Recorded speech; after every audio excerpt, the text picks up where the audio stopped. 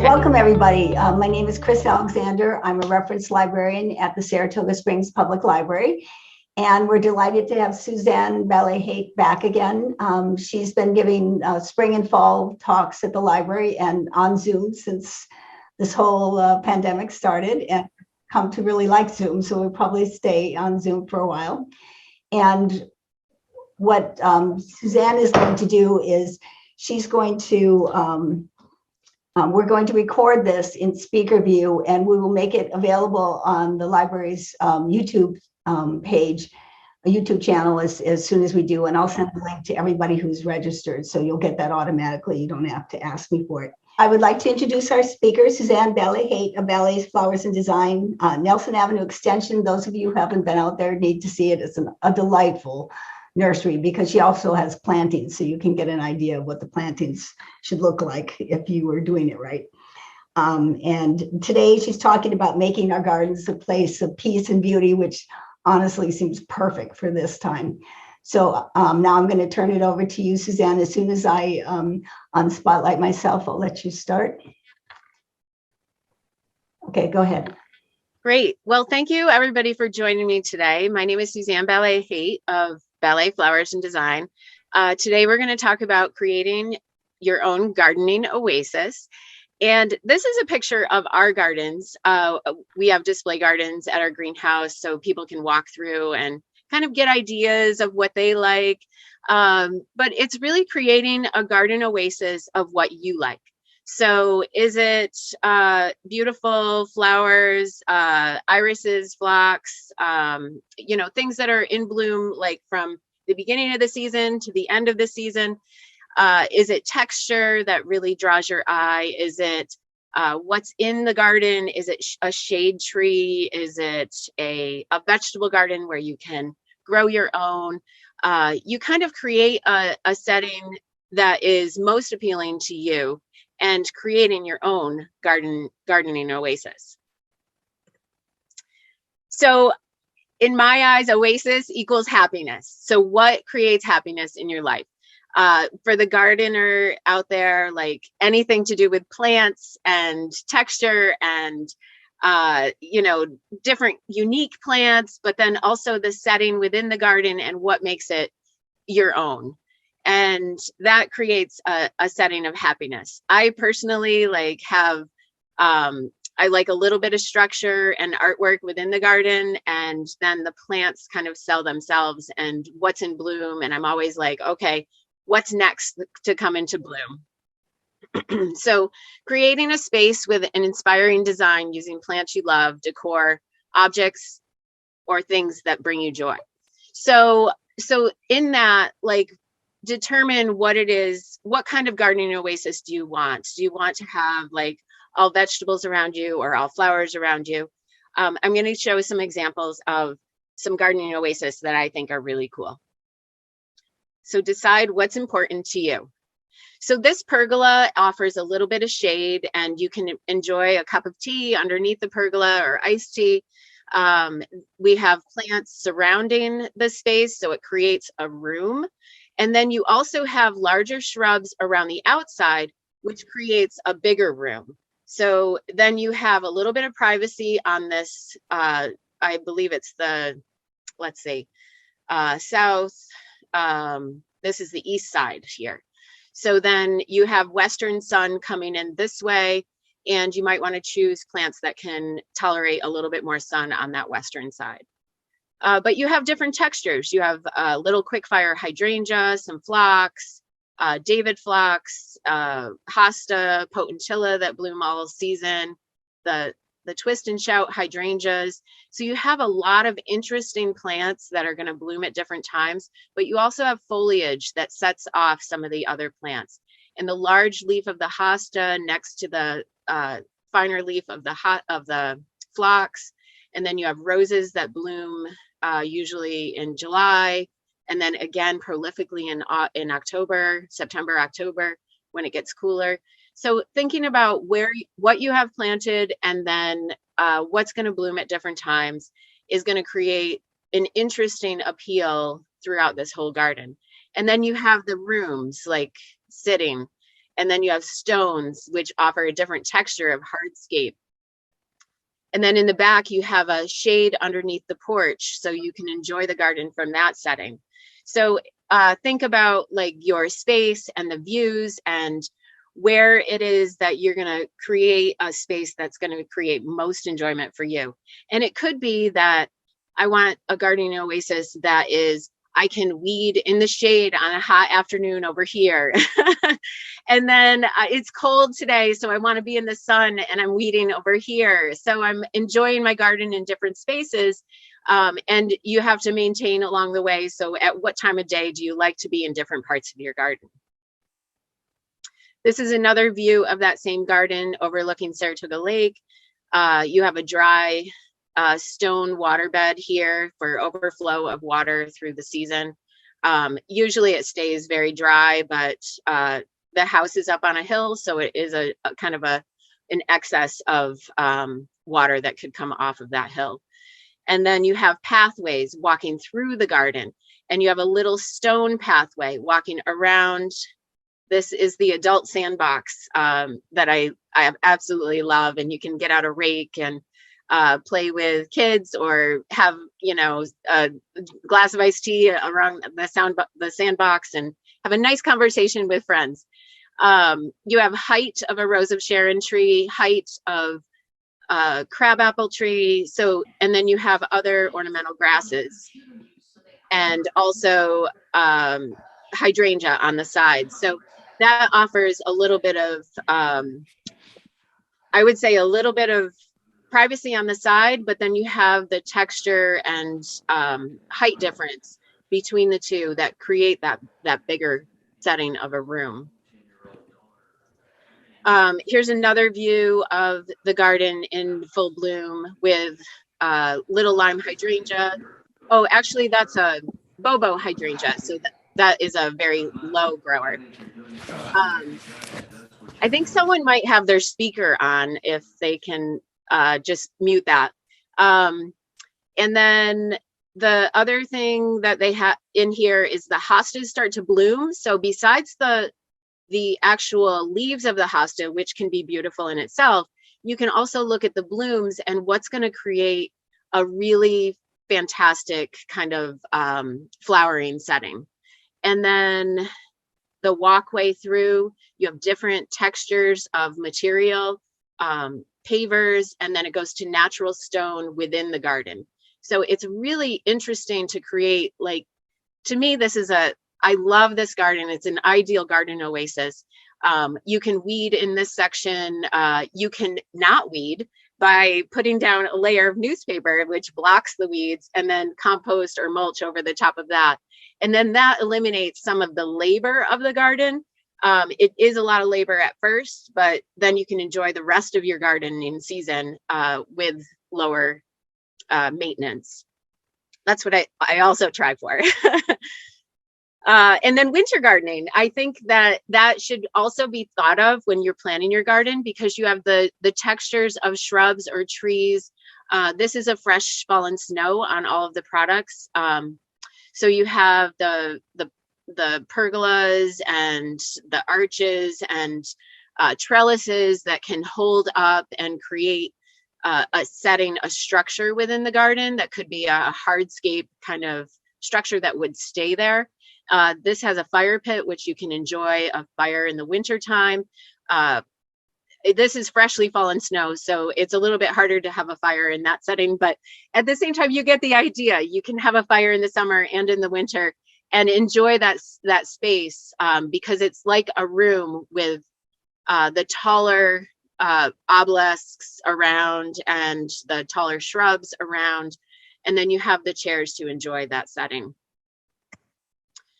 This is that same garden with the obelisks in the back, and you'll have vines growing up there, but this is a little bit different view, but you can see all of the different flowers within and creating that gardening oasis of what is it going to be used for. So this can be a cut flower garden. It can be enjoyable for just browsing through and seeing what's in bloom next. You can, just kind of enjoy the setting, sit on the edge of the stones, This is kind of a unique and different edging than a lot of other gardens, but I like it because it creates a seat within the garden that you can sit wherever you want and enjoy that space. So whether it's really sunny in one spot or really shady in another, depending on the temperatures, might be where you want to sit. So you have cosmos and tall purple verbena. We have phlox, purple coneflowers. They could all be cut and put in a bouquet with some hydrangeas and create a beautiful bouquet for your table inside or on the patio for dinner that night. And then you can also still enjoy the garden, and it's almost forms a way of deadheading too. So you want to start with good soil. This is peat moss, perlite, and vermiculite, good for potting soils or containers. If you have decks or spaces you want planters, window boxes, you want to have good soil. I usually add compost to the soil to add a little bit of nutrients. We also use a product called ProGrow or ProStart, and we add that to the soil for a little extra organic fertilizer within. And it's a good starting point, and you want to give the plants the best start that you can. For an outdoor bed, this is topsoil mixed with compost, so it's got good nutrients in here. This soil here is very sandy, so we really wanted to add a lot of compost to this area to give it the best start that it could. So that's the beginning of a perennial garden. And here we lined it with rocks. She had favorite rocks that she saved and collected from all over the place. So the rocks were significant to put around the garden to enjoy that space. So she can look from her door and see like all of the memories with the rocks that she collected. And then there'll be beautiful plant material in this space. Healthy roots are really important, healthy plants, making sure you're putting in healthy plants wherever you're starting your gardening oasis. So if you have a deck or a patio that you want to put planters in, look at the quality of the plants. You can see this nice white root hair and all through there. This is a pansy, cool wave pansies, and they are a little bit more prolific and they cascade over a pot, so they're a little bit different than the regular pansies, but I love the varieties. They're just very long bloomers, but they have a great root structure that is great for pictures. And you really can see those root hairs there and how healthy the plant is.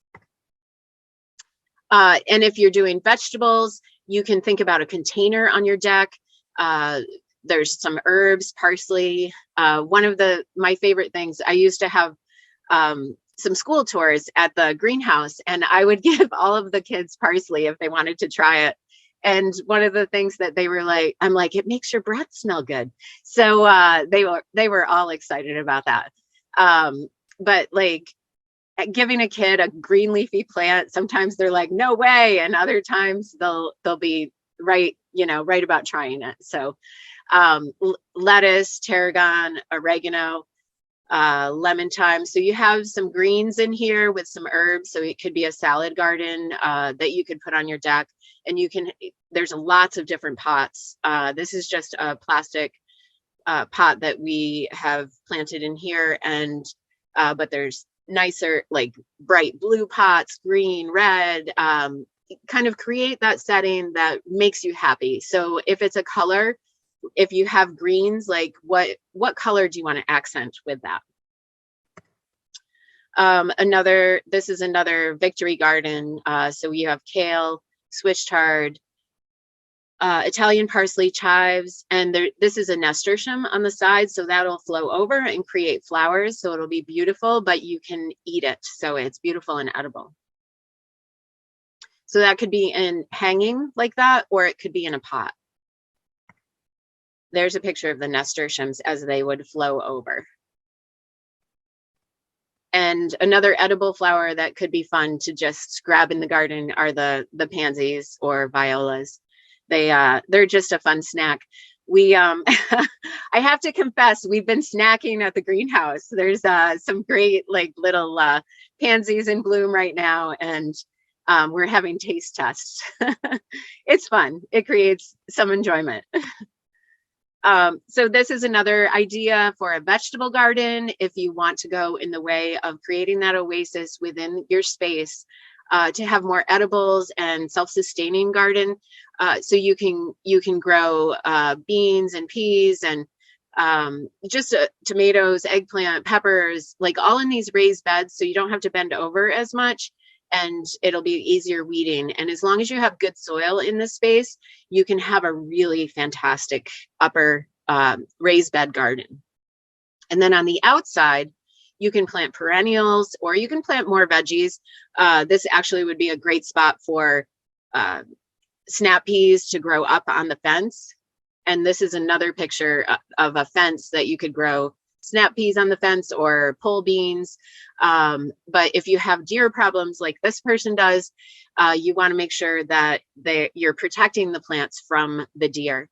So whether it's on the outside or the inside of your space to get the most production and not have the critters eat it, you want to think about your space and how you can enjoy your garden. But it may be that you want to enjoy seeing the wildlife in your garden. So sometimes they're nuisances and sometimes they're not. It just depends on what your garden is focused on and what is going to create enjoyment for you. So seeing the birds, seeing the butterflies and the bees and pollinators, you want a more pollinator garden. You want to have some of those plants that do have a higher pollen content. And if it's a vegetable garden, you may want to keep the rabbits and the deer out. But you could also plant some flowers in there too. And the nasturtiums and are flowering and also act as a companion plant. So it can create a setting where you have companion plants and flowering things too. So it just depends on what you're looking for. But I love this space. Just to have these raised beds are not as tall as the other ones we just saw. You can see that these are about, I would say 20, 24 inches, somewhere in there. And these here are probably 8 to 10 inches tall. So it just raises it up, keeps the weeds out, and we have grass on the outside, so that is mowed. But you could also use stone or wood chips just to keep the weeds down. And I usually use a landscape fabric underneath to keep as many weeds out as possible and eliminate as much extra work as you can. This was an idea that you could plant on the outside of that fence, giving pollinators, giving your vegetables the best chance that they can. So, and let's see, this is the another space that could have pollinators in this area. And then you have another beginning garden and an entrance. This is a pond, so you have reflection, and you have gardening space plants in here that have different textures together. I love that. And here you have a pond and different textures of different plant material, things that'll bloom at different times. So your magnolia, you have crocosmia, some catmint in there. And then you also you want to think about edibles, pollinators, tempt your senses. You have 5 senses, use them. Use them in your garden and think about what's going to make you the happiest. Think about beauty, how you can play in your garden, or how you can relax, meditate, get away from the everyday, what inspires you, what entertains you. This has a pathway through the garden, so you can really see all of the spaces and the flowers at different angles and textures.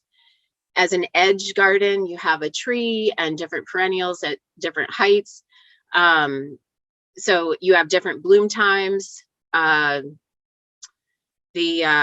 Weigela and Echinacea and Buddleia and the hydrangea trees are just beautiful. And then you look out and you can see along the woods, you have beautiful flowers too. Another tree as a corner piece, roses, hydrangea, things that bloom at different times, but you have the dark foliage of the heuchera, with the variegated iris and the hydrangea, the roses, the phlox in the back. It gives you a nice variety of plant material.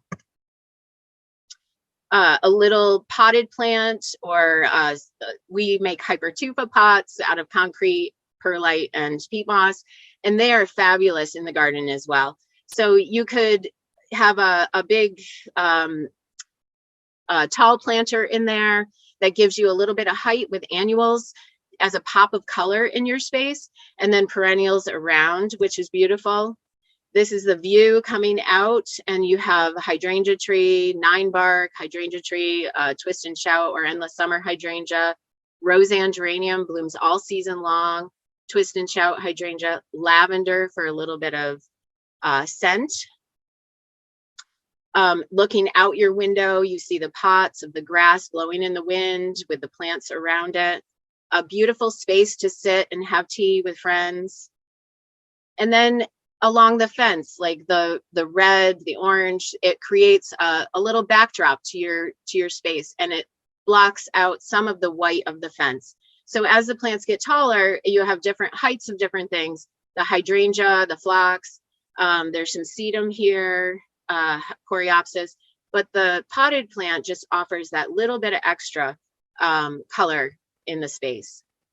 A fountain, so think about noise and what you're hearing. The fountain creates a water feature that is beautiful and just kind of creates a serene setting. An arch, this has roses on it. You have a hydrangea tree. So you have height in the back, and then you have shorter in the front, so you can really see through the garden. And then there's a little table here. You could put a table and chairs in the garden and just enjoy that space as much as you possibly can. A walkway to a door, which just offers a visual backdrop to a space. And then you have the hydrangea tree. So you have different textures of different heights, lamb's ear, daylilies, hydrangea tree up above, sedum down below. And the door creates the same height as the arch and the hydrangea. And here's another view of that space as a border garden. And here's another border. So it could be that you have hardscape separating your driveway, and it creates a room within your space here rather than just walking right onto the driveway. So you have steps over in this section on the other side of that tree, and then you have different plants that have different texture, and the lighting is a little bit hard to see all of the plants in this space, but you can also add sculpture in that space to enjoy. The stonework you can see down below, and the stone wall offers a little bit of a segue into the grass space. Oops. And then you have hydrangea trees as a backdrop, as a border. So that creates a little bit of privacy on the edge. And this is all flowering. It looked a little better. I think this was just after a first frost. The grass creating privacy along the backdrop. You have black-eyed Susans in the front. And then this space, this is Lisa's house, and I love this. She's got the pond for reflection and water. She has the pergola for shade and a hammock over here. So you can enjoy the space. You can hear the water. You have beautiful gardens over here. The only thing that this was done before, we talked about some other things, but you could put ornamental grasses on the backside for a little privacy, or you can have lilacs or hydrangeas, something to just soften the space a little bit more. And then you can enjoy the pond setting and have a little bit more of a room in your own backyard. Lilacs offer scent. So think about the smell of the lilacs. Peonies having the fragrance in the garden and beauty. Herbs, maybe you're going to walk on some creeping thyme or harvest a few herbs next to your kitchen. You could have a kitchen garden that brings you joy as you're grilling and you're able to harvest. Lavender, as you brush against it, you can bring in some of the florets, but you can also enjoy the scent in the garden. I rub my hands between the leaves, and it just like brings great happiness for me. This is a tea garden. So you have lemongrass and lemon thyme and orange mint and lavender and lemon balm. So you can create a pot that has these things in it. The lemon balm does spread, so creating it so it's in a pot will contain it a little bit more. But creating that scent is always good. And the lemon products always repel insects too. Creating a setting where you have a chair, you have a table, flowers, it just is what's going to bring you the most joy. It might be that you've been weeding for a while and sitting in that chair. Oh, what a relief. And another use of a chair. So this was a structure, so it held up the roses. So I think that it depends on your product and what you have. Sometimes using unique things and antiques in the garden create joy because it reminds you of some special place you've been or somebody special. So it could be rocks, it could be chairs, it could be sculptures, it could be almost anything you can incorporate into the garden. And when you look at it, wind chimes always remind me of my grandmother. So it's incorporating some of those hard goods into the garden that really create a joy and a gardening oasis. Something like a wind spinner where the wind will have movement in the garden. Structures, the Eiffel Tower, a Buddha, rocks, an umbrella to get out of the shade. The tiered gardens offer easy maintenance as far as weeding goes. You can be standing here and weed up above. So I know I talk about weeding, but it's part of it. So you try to get all the do's and don'ts out of the way, and then you can just enjoy.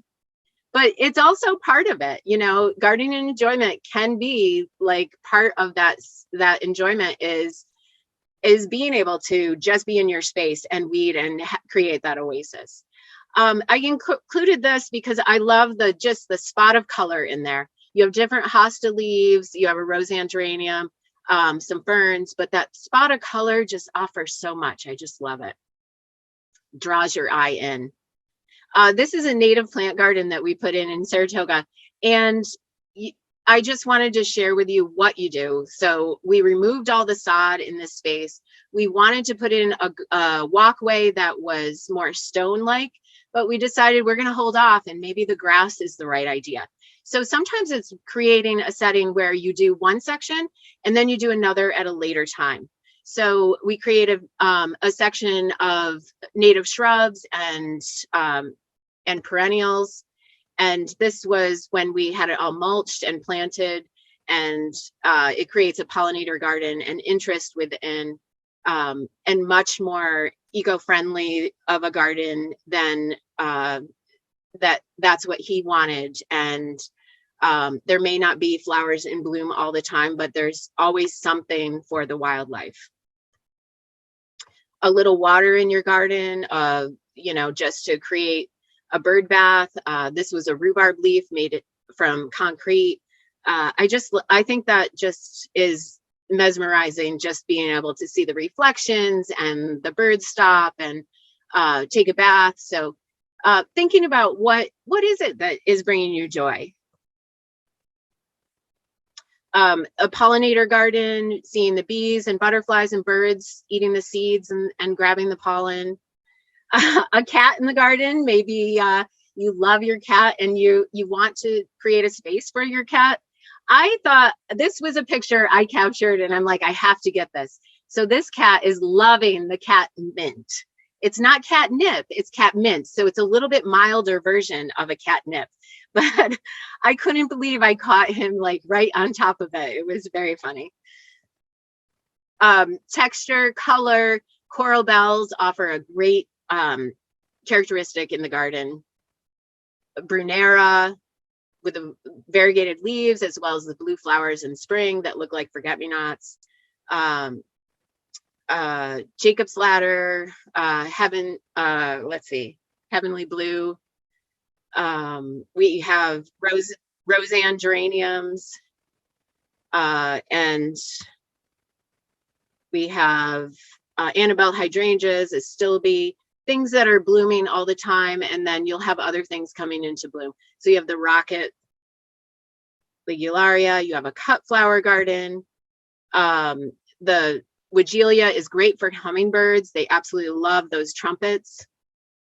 Crocosmia, the same. The hummingbirds love the trumpet of the crocosmia. The birds, butterflies, bees, they all love the heliopsis that offer early June to all season long. Echinacea, phlox, some grass as a little bit of texture. This is a long blooming garden that we created. So it's got some shrubs and different plants that'll bloom at different times. So not everything blooms all of the time, but it gives you kind of a sequence of blooms. And I just included this in case we could probably send this if anybody was interested in having a list of plants and ideas for more gardening. And this has a short, medium, and tall blooming. Pots of plants, important in the garden. It just offers a little bit of color or framing an entrance. Here we go, a couple different pots framing an entrance. But you also have like something artistic and metal in the garden that offer a little bit of interest and happiness. So herbs, you want to think about those in the garden, the scents, the colors. This is a window box that offers great color, pretty low maintenance, wall arrangement. So creating a room might be that you're lifting up and you're raising your space rather than looking down at the space. So a raised bed or a garden that can be on the window, a fence, a wall. This is a succulent garden that could be placed on a wall or even inside in a room to create a little bit different setting. Hanging baskets, forming an entrance. You have a dry riverbed here again. And then beauty looking out the window into this space. And different things blooming at different times. Spireas, hydrangeas, different types of hydrangeas. More spirea there. And always my favorite, I love this view of so much to enjoy. The lake, the pergola, the setting, the sandbox, the walkways through the garden, the stone bed where you have, flow and actually create space for you to see each section of the garden. And you have a little bit of privacy with taller plants on the side. It's just an ideal setting.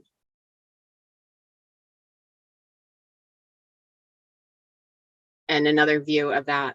And then just a few spring cleanups. We usually rake off some of the debris, kind of uncover some of the daffodils and tulips, weed any perennial grasses. I love the soil knife. It works for so much cutting and digging, and it's one of the easiest things. And then we're dividing, this is sedum. You can divide that in half or quarters and create new plants and new space. Pruning the yellow on the boxwood or other shrubs. Cutting back your ornamental grasses to about 10 inches. And cutting back hydrangeas, shaping them, as well as taking off the old blooms. Oh, and that was my last picture. So hydrangeas, I'll just go into a little detail. This is a limelight hydrangea, and oftentimes the hydrangeas you can cut back in the spring or the fall. So it's just, if you do it in the spring, it has to be before the buds are actually starting to come out. So that'll give you a maximum amount of flowers throughout the season. So thank you so much for joining me today. I really enjoyed talking about your gardening oasis. I'm hoping that you'll create your own gardening oasis and enjoy this growing season. And don't forget to, learn more, go to garden shows. The Capital District Flower Show is this weekend. SPAC is doing a culinary arts program that I'm involved in. And going to your local garden centers and sort of supporting local, it's always a win because you can find some unique plants that you might not have in your garden. So thank you so much.